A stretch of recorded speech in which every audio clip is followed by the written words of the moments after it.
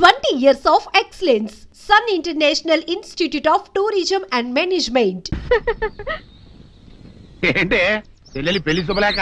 అవునండి, ఆగమేఘాల మీద అచ్చొత్తిచ్చానండి లగ్న పత్రికలు. తమరు దగ్గరుండి జరిపించాలి పెళ్లి. శుభం, తప్పకుండా జరిపిస్తా. ఇవి అన్నట్టు పెళ్లి పనులకి ఎవరైనా మనుషులు తక్కువైతే చెప్పు, నా కొడుకు బుల్లిరాజు గారిని పంపిస్తా. చింతకాయం కాదు, మా ఇంటి నిండా బోల్డ్ మంది పనోళ్ళు పాలేర్లు. అసలే మాది ఇప్పుడు తొరల వంశం. వస్తానండి, అవతల బోల్డ్ మందికి వంచాలి లగ్న పత్రికలు. సెంతకాయలు అమ్ముకునేదానికి సిరిమాలత్యం పడితే సెంతకాయని చూసి సి వంకర టెంకరగా ఉంది, ఇదేం కాయా అని అడిగిందంట. అట్టుంది దీని కథ. డాడీ, ఏంట్రా ఇది విషం, ఇది కిరసనాయలు, ఇది తాడు. అర్జెంట్ గా చచ్చిపోవాలంటే ఈ మూడిట్లో ఏది బెటర్ చెప్పు డాడీ. ఈ ఇసం తాగి ఈ కిరసనాయలు మీద వేసుకుని ఈ తాడు ఊరేసుకుని అగ్గిపుల్ల లపక్కన వెలిగించుకున్నారనుకో, టపక్కన ఎగిరిపోతారా. అవును, ఎంతకీ ఈ ఏర్పాట్లన్నీ ఎవరి సాగు కోసమో? నేనే ఆత్మహత్య చేసుకుందాం అనుకుంటున్నాను. నా బావి పేసినంట, నువ్వు బతికొండంగానే నీ ముఖం పగలు చూస్తే రేత్రి కల్లోకి వస్తుంది. అట్టానికి నువ్వు సచ్చి దెయ్యమయ్యావనుకో, దెయ్యాలు కూడా బెదిరి సస్తాయి. నువ్వు సచ్చకరా, చచ్చుతా. సచ్చకరా. నేను చచ్చుతా. అయినా అంత అర్జెంట్ గా సత్తాల్సిన కర్మ నీకేంట్రా ఇప్పుడు? ఎందుక, నేను ఆ పిల్లని లవ్ చేశా. ఆ పిల్లను నేను పెళ్లి చేసుకుంటానంటే నువ్వు నో అంటావు. నేను నీ మాట వినను అంటే ఆ ఆస్తి కవర్ ఎవరికైనా ఇచ్చేస్తాను అంటావు. నువ్వు ఇచ్చేసే ఆస్తి కవర్ కంటే నేను ఇచ్చేసిన మనసే నాకు ముఖ్యం. అందుకే నేను చచ్చుతా. అదే విషయం. ఓరు నా బొగ్గుకొండ, నువ్వు ప్రెసిడెంట్ అవడం నాకు కావాలి గాని పేడెత్తుకునే అమ్మాయిని తీసుకొచ్చి నానా నేను దీన్ని ప్రేమించాను అని చెప్పు, నేను చేయకపోతాను. అవును, ఎంతకే ఎవరమ్మాయి? ఒకటే అట్లా సిగ్గుపడబాకరా, చాలా సండాలంగా ఉంది. ఎవరో చెప్పు. అది అది జానకమ్మ. ఏంటి జానకమ్మ? అమ్మా, నీ గని పిచ్చిగా నెక్కిందంట్రా. నా వయసావిని నువ్వు ప్రేమించడమేట్రా? జానకమ్మ కాదు డాడీ, ఆవిడ మనవరాలు సౌందర్యను ఆవిడ మనవరాలా? నా ఎదుకల్లో నా బొగ్గుకొండ కదే. రే, జానకమ్మ గారితో ఇయ్యమందడం అంటే నేను మాత్రం కాదంటని చెప్పు. వెంటనే వెళ్ళి వాళ్ళతో మాట్లాడి ఆ ముఖరథం పెట్టించుకొస్తా. అబ్బా, కింద ఒత్తులు తీసేసి ప్రాణాలు తీసేస్తున్నావు డాడీ. ముఖరథం కాదు డాడీ, ముహూర్తము. ముహూర్తము అదేలా ముఖరథము, అదే పెట్టించుకొస్తా.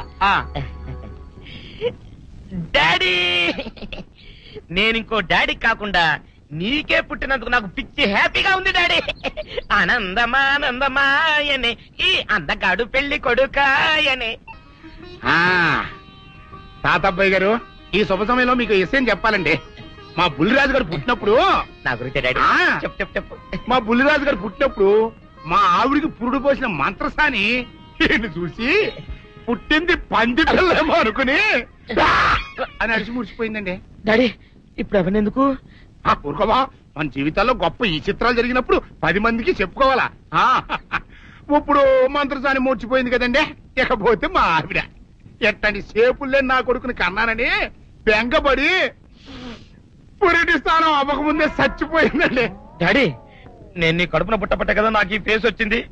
నేను ఇంకొక నాన్నకు పుట్టిన అందంగా నన్ను పుట్టుండేవాడిని. ఇక చూడు, కాకి పిల్ల కాకి ముద్దురా. నీ మొహం ఎప్పుడు నాకు ముద్దొత్తనే ఉంటుందిరా కన్నా.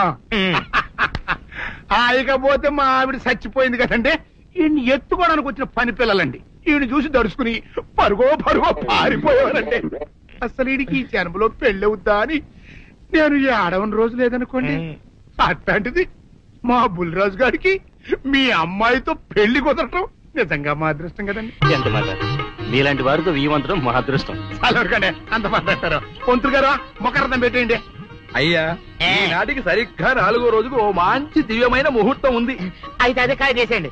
ఏంటండి? అట్లాగే ఏమనే, మా ఓడికి పెళ్లి ఖాయం అయితే మా నూరు దేవాలయంలో దేవుడికి అభిషేకం చేయిస్తానని మొక్కుకున్నానంటే ఆ అభిషేకం ఇలా జరిపిస్తున్నాను. మీరందరూ పెళ్లి కూతురు తీసుకుని తప్పకుండా రావాలి. అమ్మో జానకమ్మ, నువ్వు కూడా తప్పకుండా రావాలి. ఎంత మాట, తప్పకుండా వస్తాను.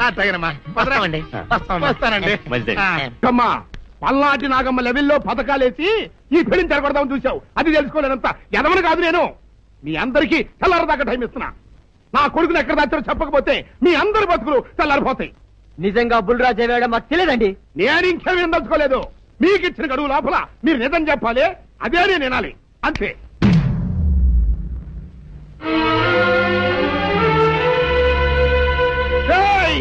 గడువు దాటిపోయిందిరా, మిమ్మల్ని అందరినీ చంపేస్తా. నిజం చెప్పండి. బాబు గారు బుల్రాజు గారిని ఎవరో చంపేసి చెరువులో పడేసారండి.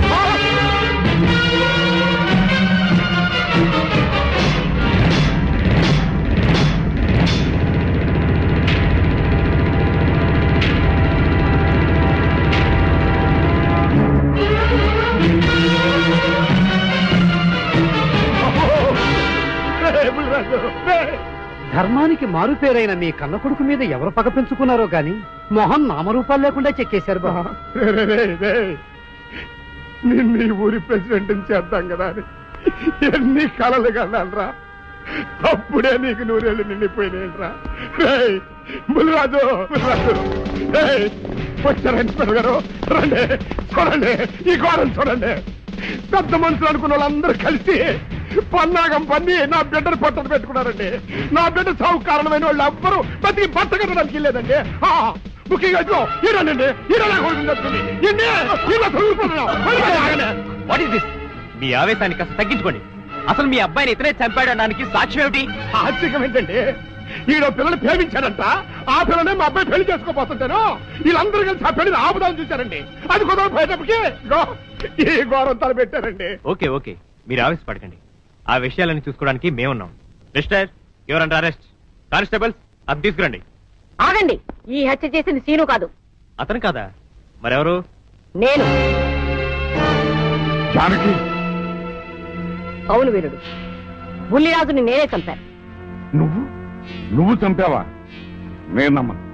అవును, నా మనవరాలికి సీనుకి పెళ్లి చేయాలంటే వీళ్ళెవరూ ఒప్పుకోలేదు. చూస్తూ చూస్తూ వాళ్ళ ప్రేమని బలి చేయలేకపోయాను. బుల్లిరాజు దగ్గరికి వచ్చి వాళ్ళ పెళ్లికి సహకరించమని ఎంతో ప్రాధేయపడ్డాను. అతనందుకు ఒప్పుకోలేదు సరికదా. చాలా అసభ్యంగా ఒక్క రాత్రి సౌందర్య తనతో గడిపిన తర్వాత సీనుకిచ్చి పెళ్లి చేసుకోమన్నాడు. నాలో ఆవేశం పొంగింది. ఏం చేస్తున్నానో నాకే తెలియలేదు. అక్కడ ఉన్న ఇనుపు లైట్ స్టాండ్ తో బలంగా బుల్లిరాజు నెత్తి మీద కొట్టాను. ఆ తర్వాత గాని నేను చేసిందేమిటో నాకు తెలియలేదు. కానీ అప్పటికే అతని ప్రాణాలు పోయాయి. వెంటనే శవాన్ని అక్కడి నుంచి తరలించి చెరువులో తోయించాను. ఇన్స్పెక్టర్ గారు, జరిగింది చెప్పాను. ఇందులో ఎవరి ప్రమేయం లేదు. ఈ హత్య చేసింది నేను. నన్ను అరెస్ట్ చేయండి. ఐసి అలాగా. కానిస్టేబుల్స్ ఆవిడ అరెస్ట్ చేసి తీసుకురండి. ఈ బాడీని పోస్ట్ మార్టం పంపించండి. వాళ్ళందరూ వదిలేయండి. పెద్దరాజు గారు, మీరు ఒకసారి స్టేషన్కి వచ్చి స్టేట్మెంట్ ఇవ్వండి.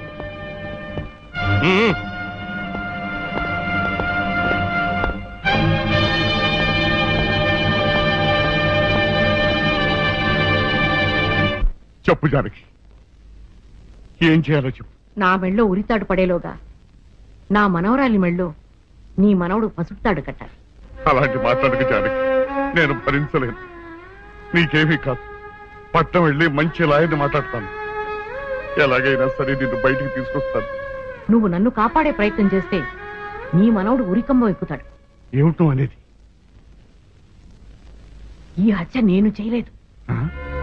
మరి సౌందర్యని పెళ్లి చేసుకుంటే నిన్ను చంపేస్తానని బుల్లిరాజుని గుళ్ళో బెదిరించాడు కూడా సీను.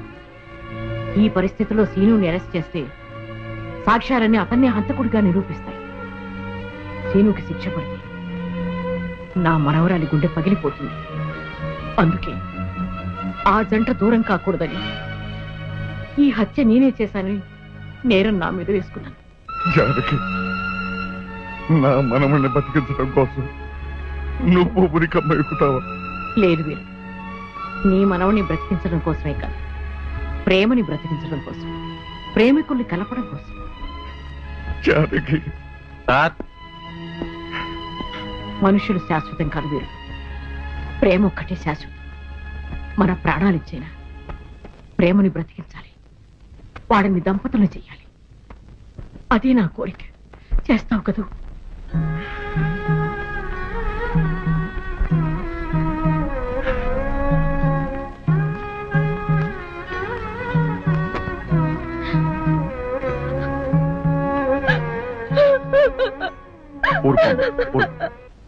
చెయ్యని నేరానికి జానకి శిక్ష అనుభవించడం నేను భరించలేదు.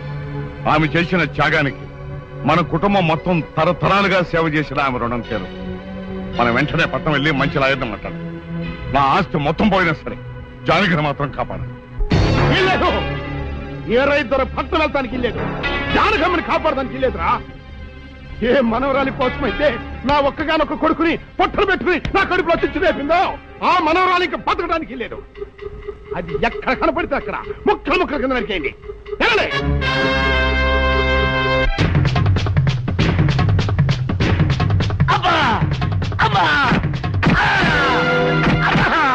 అభం శుభం తెలియని నా చెల్లిని పెళ్లి చేసుకుంటాను నమ్మించి మోసం చేస్తావా? నువ్వు వేరే పెళ్లి చేసుకుంటావు తెలిసి కూడా నీకు ఏ అపకారం తలపెట్టకుండా తను ఆత్మహత్య చేసుకోబోయిందిరా నా చెల్లెలు. అలాంటి మంచి పిల్లకి ద్రోహం చేయడానికి మనసలా వచ్చిందిరా.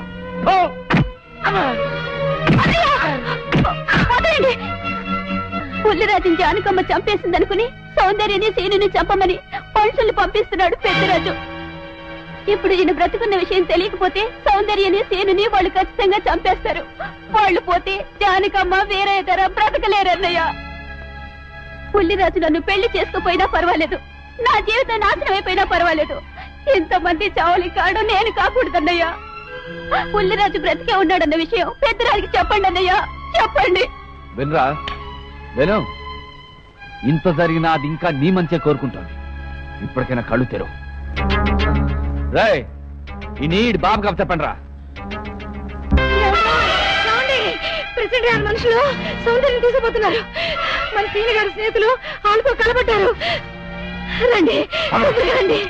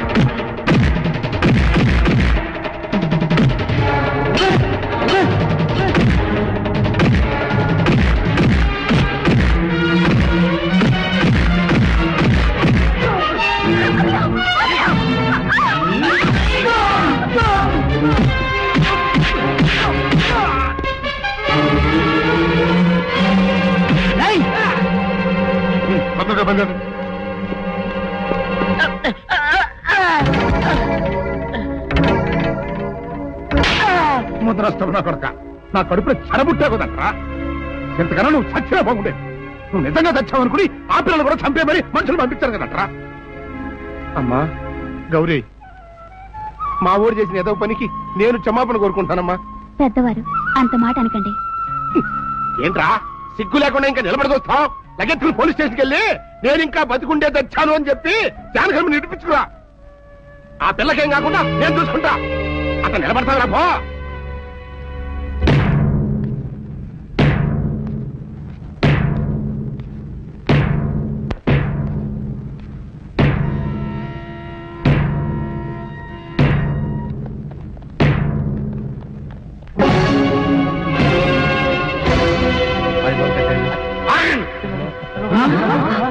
అడుగు ముందుకు వేశారో తలకాయలు పుచ్చకాయలా ఎగిరిపోతాయి.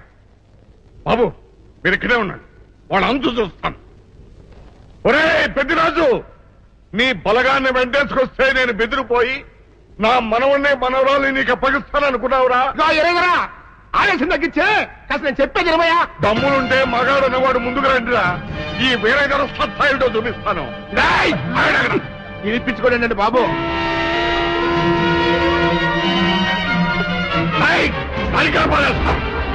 పలకాలు ఎగిరిపోతాయి.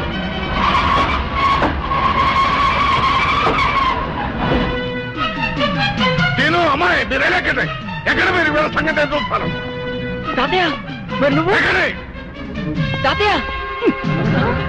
పెద్దరాజు ఎగిరిపోతుంది.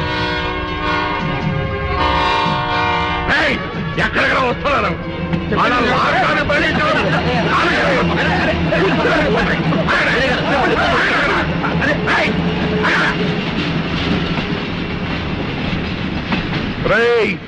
నా మనవడు మనవరాలు ప్రేమ పౌరాల్లా ఎగిరిపోయారా. వాళ్ళ పెళ్లి ఎవడాపుతాడో ఇప్పుడు ఆపండిరా. వీరుడు నేనే వాళ్ళని దింపేశాను. వీరుడు నీకిచ్చిన మాటను కనీసం ఇప్పుడైనా నిలబెట్టుకుందాం అనుకుంటే ఎందుకు దించా జానకి? బుల్లిరాజు బ్రతికినాడు తాతయ్య. బుల్లిరాజు బతికే ఉన్నాడా? అదిగో దీక్షాపలా ఉన్నాడు మా అల్లుడు గారు. బుల్లిరాజు నీ అల్లుడా? అవును వీరయ్యా, మా ఓడి పెళ్లి చేసుకోవాల్సిందే జానకమ్మ గారి మనవరాలి కాదు, ఈ పంతులు గారి కూతుర్ని. ఇది చెప్దామని వస్తేనేమో నువ్వేమో ఖర్చు ముట్టుకుని అందులో మొత్తంలో ఎవరేం మాట్లాడుతారో నాకు అర్థం చేస్తాక అయితే త్వరగా వెళ్దానండి. అందరం కలిసి పెళ్లి ఏర్పాట్లు అక్కడే చేద్దాం. ఈ కథ భరిస్తానులే.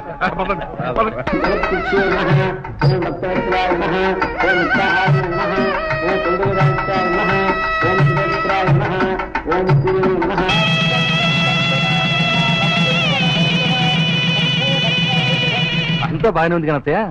నాకు అంతు పట్టని విషయం ఒకటే, ఇంతకీ నువ్వు చంపింది ఎవరిని? మీ అత్తయ్య ఎవరిని చంపలేదు, అంతా ఉత్తుదే. మరి ఆ చెరువులో దొరికిన శవం? నేను చెప్తాను. కొత్తపల్లి నుంచి ఇప్పుడే మాకు రిపోర్ట్ అందింది. ఆ శవం ఆ ఊరు వాడిదేనట.